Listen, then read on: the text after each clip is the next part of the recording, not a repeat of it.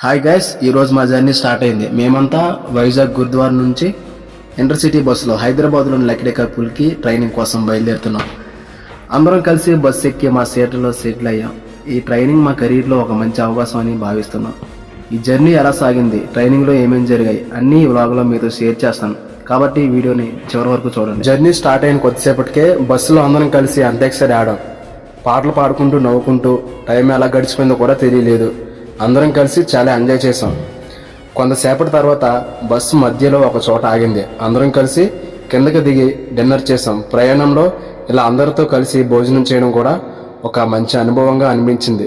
కొద్దిసేపు తీసుకుని మళ్ళీ హైదరాబాద్ వైపు మా ప్రయాణాన్ని కొనసాగించాం.